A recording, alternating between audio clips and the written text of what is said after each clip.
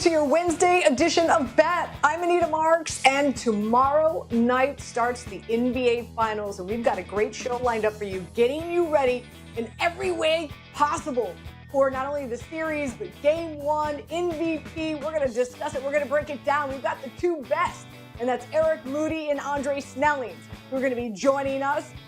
Gentlemen, before you say a word, our producer Weimer wanted to give me some mad crazy props because this happened before the Heat series began against the Boston Celtics. Let's listen in. I like the Heat here, man. I really do. Give me Eric Spoelstra as well. I think he's one of the best head coaches now in the postseason. I know the Celtics are deeper, but dare I say the Heat are playing with more heart. I believe that this is going to go the distance. Miami Heat in 7 at 11-1. What's up, baby? Miami Heat in 7. Weimer, our producer, said nobody at the network had it, but we had it here on Bet. So, gentlemen, before we start breaking down the good word, Eric, let's start with you. Did you think the Miami Heat would pull out the series? I do not think the Miami Heat will pull out this series. I look at Denver. I'm like, they're just too tough, tough team to beat. And so I just don't see Miami being able to pull this off. But that was a very nice pick. I was smiling ear to ear as that clip was being played. Andre, actually, my question was, I was looking back before we looked forward, but that's okay, E. We're going to get some more information from you in regard to how you think the series is going to play out. But Dre, did you think the Miami Heat would pull off the series against the Boston Celtics? I did not, in large part, though, because I thought Jimmy Butler was still limping. After he hurt himself in game, 1 or 2 against the Knicks, he really wasn't the same after that in that series. And my thought was if he wasn't 100%, then I didn't think the Heat could beat the Celtics. But he came out in game 1 and showed he was ready. And, after that, you were proven correct. So the lady knew what she was talking about. There we go. So this is our matchup. Denver Nuggets, Miami Heat. We're going to break it all down for you. But as always, we like to start with Wednesday, the good word. And Eric, since you are new to this segment, we're going to let you go first. 2 8 seeds from Florida are in the NBA and NHL championship games. What is your good word, sir? Yeah, I would say my good word is eyes. So all the eyes in the sports world will be focused on South Florida. You've got the NBA Finals, you've got the Stanley Cup Finals here as well. Championships will be won. So there's never been a season where I guess one metro area has gotten a chance to celebrate winning both the NBA title and the Stanley Cup.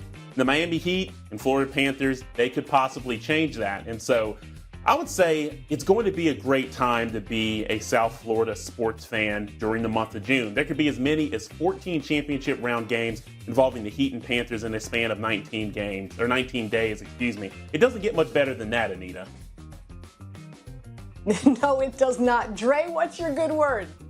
History, as in there's only been this is the 6th time in history that 2 teams from the same market in the NHL and the NBA have both made the conference finals. And as Moody just pointed out, we've never had both of those teams from the same market win. This season, that's unlikely to change because both the Heat and the Panthers are underdogs. But just getting to this point is historic. And if both teams do actually pull the upsets and win, that's history. So my good word is water. As in, there is something in the water down there in South Florida. Guys, I mean, it's not just the fact that these teams were both 8 seeds, but look at the road. The Heat had to come right out of the box, play in that play-in game to get in, as we know. And not once, but twice, because they lost their first play-in game. Then they take care of the number 1 seed Bucks, the Knicks, which I'm here in New York. It's tough to play at the Garden. And then to go the distance against the Boston Celtics. Are you kidding me? Meanwhile, for the Florida Panthers, they upset the Bruins, who had the best record in the NHL this season. They beat the Maple Leafs in 5, and then they sweep the Canes. So it's not just the fact that we've got 2 8 seeds now in the championship games, but their road and how they got there is so damn impressive. Okay, here we go. E, number 2 for you. Jamal Murray, 4-1, that he will average 30 points or more in the finals. What's your good word? Yeah, my good word here, Anita, is unlikely. This series, I think the best way to put it, it's going to be a dogfight. I've got my popcorn ready. I'm ready to consume it. I really want to watch how Jamal Murray handles the physicality of the NBA Finals. The Heat, they will try to get physical with Murray, pressure him full court and really try to wear him down. And plus, you've got Jimmy Butler on the other side that they're playing against. And I do believe there'll be some times where Butler is matched up with Murray. And we know about Butler. Like, he's going to try to implement some mind games and really get under Murray's skin. And so he's been phenomenal this postseason. But it's really a lot to ask of him to score 30 or more points per game in the final. So my good word is unlikely. Dre?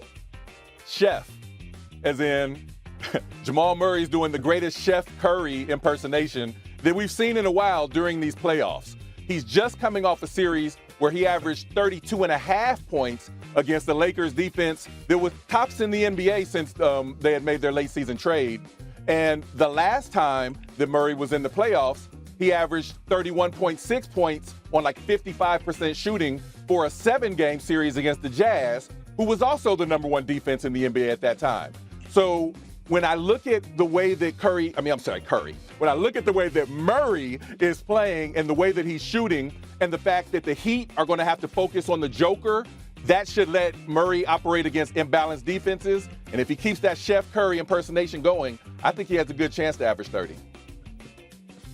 So my good word, as in Michael Porter Jr., who I think very well could be the elixir in this series, right? 6'11", small forward, going up against a very small Miami Heat roster, especially guys who defend the perimeter, right? Caleb Martin, Jimmy Butler. He definitely is going to have his way with them. And if they put Love on him, with all due respect to Love, I love the salt and pepper hair. Dude's not running a 4.2 40 anytime soon. So my good word is Porter. I think Porter might be a really significant part of this Denver Nuggets series against the Miami Heat. All right, guys, let's break down the series within itself and look at some of the odds out there in the exact way that you can play this. The one that is favored is Denver to win in 5, right? So, and you could get that at plus 240. For Denver to win in 7 is plus 350. If you think they're going to sweep, plus 525. So you just take a look at how you can play this series exactly. I don't want to leave out the Miami Heat. I'm sure there's people out there who do believe Miami's going to win this series. But Dre, let's start with you. How are you going to play this series, my friend?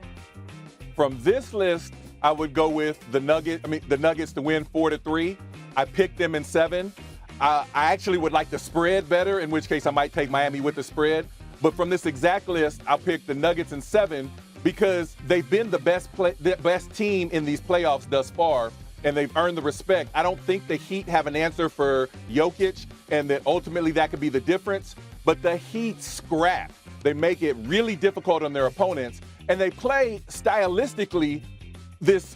It's kind of like a 3-out style instead of 5-out, where they surround Jimmy Butler with all of these three-point shooters, and they've been the number 1 3-point shooting team in the playoffs thus far, just ahead of the Nuggets. The Nuggets haven't seen a team like that, so I think they'll have some difficulties with them, but ultimately I think they should win in another long, exciting series. Interesting. Eric, how are you playing this series?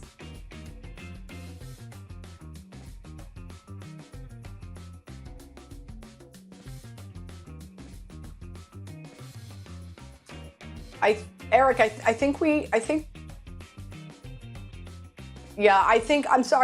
we've lost some audio with Eric. This is what I'm going to do. I'm going to give you my picks in my place. Okay. Do we have him back? No, we don't. Okay. So I'm going to give you my picks in my play. I think the series with the Miami Heat and the Celtics just really took the gas out of the Miami Heat. And as we know, the Denver Nuggets play so well at home. This is a few ways I'm playing it. I've got the Nuggets winning in 5, which means they're going to win 2 at home. Then I've got them winning 1 on the road in Miami, then coming back and sealing the deal in 5. I'm going to play the spread as Denver minus 1.5. I'm also going to play the under at 5.5, just in case you think there's a possibility that they might sweep, which I think they very well could. So again, that's how I see this playing out. Denver taking the first 2 at home, winning 1 on the road in Miami, then coming back and winning it in 5. They've had 9 days rest. They haven't played since May 22nd. They're averaging 120 points per 100 possessions. I don't believe the Heat have an answer for Jokic as well. Bam, with all due respect, I just don't think defensively he's going to be able to. If AD could limit Jokic, who put up 28 points, 14.5 rebounds, 12 assists a game against AD, who plays a lot better defense than Bam Adebayo, then, of course, you got Murray, who's averaging 32 points a game against the Lakers. I just think the Lakers defense, yes, the Miami Heat are a lot more physical, but that Lakers defense, especially in the postseason, top 5 in the NBA, is after they went through that trade deadline, they were playing excellent defense. And another thing, I know we haven't talked about Spoelstra yet, but that has been a huge advantage for the Miami Heat. A lot of people feel that Eric Spoelstra is the best coach in the NBA. Not that he's met his match against the Denver Nuggets, but the coaching team there is, I would say, just as good, but is going to give him a run for his money as well. Do we have Eric back? Okay. Okay, so hopefully we'll get Eric back soon. Dre, let's take a look ahead to game 1, right? And this is the Nuggets are at home. They're favored by 8.5. The over-under is 219. How are you playing this game 1 tomorrow night? Yeah, it looks like the line's actually gone to 9. So I'm going Nuggets plus 9. I'm sorry, Heat plus 9, because a lot has been made about how long of a rest the Nuggets have had. It's been like a week and a half since their last game. But I don't really buy the rest-rust argument. My colleague Kevin Pelton has pointed out that of the last 9 times this has happened where one team has had such a long rest before hosting the first game of the playoffs, they're 8-1. So I expect the Nuggets to play well. But I think the Heat are up at an edge right now. They've had to play their heart out to beat the Celtics. But at the same time, I don't expect a letdown because the Heat know, they hear all the time, they can't beat the Nuggets. They're not as good as the Nuggets. So they're going to have to really dig deep and try to steal this first game. And oh, by the way, the Heat are undefeated in game 1s in this playoffs. They won the first game in all 3 series up to this point, including against the teams with the first and second best records in the NBA in the regular season. So I expect the Heat to play well. I think that the altitude in Denver might and tired legs might be enough to let the Nuggets kind of pull it out in the end, but I expect a close game. So if you're giving me 9 points with the Heat, I'll take that in game 1. I'm going polar opposite here, Trey. I'm going to lay the points with the Denver Nuggets. I know, no surprise to many. Also, I'm going to play the first half. You can play the first half, Denver Nuggets -5. And also, I'm going to play the under here at 219. Again, we talk about it. Everyone's heard about how great Denver, they thrive at home. They've got the best home record in the NBA, even better than the Golden State Warriors. They're 30-18-1 against the spread this season. And first games in the postseason, they beat the T-Wolves by 29, Dre. They beat the Suns by 18, and they beat the Lakers by 6. But at the half, they were up 21 points. As I said, nobody could defend Jokic. I think Caldwell Pope and Aaron Gordon are going to play good defense against Jimmy Butler. Denver, 5th best defense in the NBA at home in regard to defensive efficiency. The Heat, 1-5 against the spread their last 6 games in Denver, and 9-25 against the spread their last 34 games in Denver. So I like Denver a lot. Probably my favorite play is Denver, -5 at the half, and I do like the under as well. Let's take a look at some of those MVP odds. I've been on Jokic since day 1. In fact, at one point in time, your odds for Jokic to win the MVP was even better than Denver to win the championship. And let's be honest, if Denver wins the championship, I think it's a no-brainer. Jokic does win the MVP. If the Heat win, I don't think I think it's a no-brainer as well. Jimmy Butler, more than likely, will win the MVP. But taking a look at these MVP final odds here, are you going to go out of that Jokic or Jimmy Butler box? Is there a guy that you would take a shot on that you think outside of Jokic and Jimmy Butler would win the MVP, Dre? Yeah, I would entertain Jamal Murray at plus 800 because, so first of all, to your point, the Joker is the biggest favorite to win the MVP, Finals MVP, going into the finals that we've had in the last 20 years when these bets have been available. He beat out a bunch of LeBron and Kobe seasons for the biggest favorite that we've had. But with that said, a lot of times, even if the best player on the best team that wins doesn't always end up being the Finals MVP, because the Finals MVP is a lot about moments and narrative and timing. And we just got done talking about how Jamal Murray in the last series averaged 32.5 points a game. In fact, he and Jokic became only the fourth pair of teammates in NBA history to average 30 plus points and the other to average a triple-double over an entire series. The first to do it was Magic and Kareem back in 1980. So that's the level that these two are playing on. And if Murray is able to flirt with that 30-point per game again, and he has a couple of those big games and wins that really catch the eye, at 8-1, I think that Jokic should be the favorite to win the Finals MVP. But at 8-1 payout, yeah, I'm gonna have a little bit of action on Jamal Murray as well.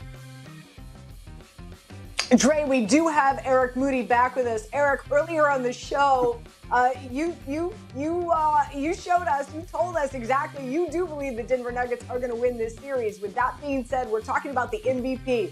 A lot of people feel that if the Denver Nuggets win, it's a no-brainer. Jokic wins the MVP. You can say, I think you could say the same for the Miami Heat and Jimmy Butler. We're talking about, is there somebody outside of those two guys that you would take a shot at, that you think actually has a shot here in this series?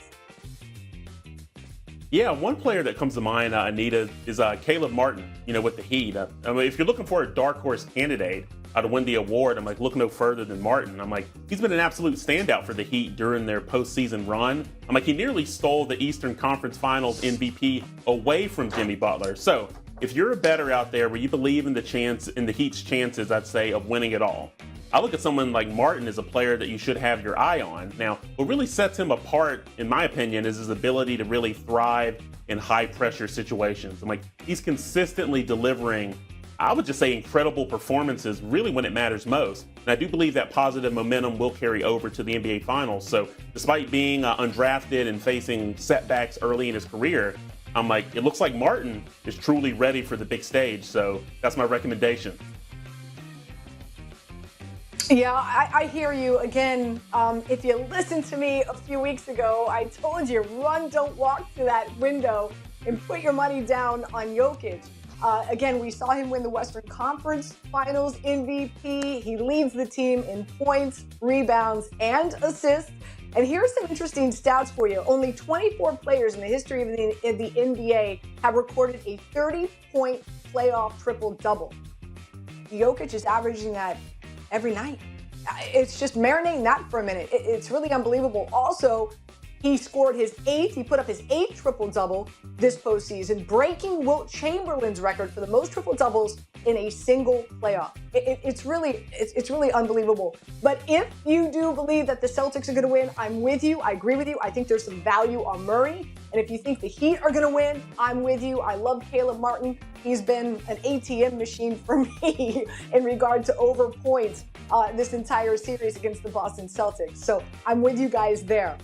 Before we let you go, we've got the French Opening happening. Dre, you love to dabble in tennis as well. And the big storyline, no Nadal, right? No Nadal. He's owned the French Open. He's owned the clay court. So with that being said, let's start with the men's side. Who do you have winning this season? Yeah, I'm not betting against Novak Djokovic in a major, particularly with Rafa Nadal out. Djokovic is fighting for, his spot in history to have the most major wins, and he's tied with Rafa right now. I have to believe he would like nothing better than to break and set the all-time record at his main rival's home major, as you will. So I'm going with Djokovic at plus 200 on the men's side. On the women's side, I'm going, I guess, more chalk. I'm going with Iga Swiatek because she's the best player in the world, and this is on all surfaces. But clay is her best surface. So, and she's like a cyborg at Roland Garros. As a matter of fact, Rafa's her favorite player, and she's kind of becoming the female version of Nadal at the French Open. She's won 2 of the last 3, and unless something unusual happens, I expect that to be 3 out of the next 4 when this fortnight ends. Gentlemen, thank you so much for joining us on Bet this afternoon, getting everybody ready for the NBA Finals. I'm sure we'll see you even more frequently as this series progresses. Thank you so much. All right, as always, we like to end the show with Before I Let You Go. And it's a Wednesday. What does that mean? The Memorial, it starts tomorrow. Let's talk some golf. Time for some par 3.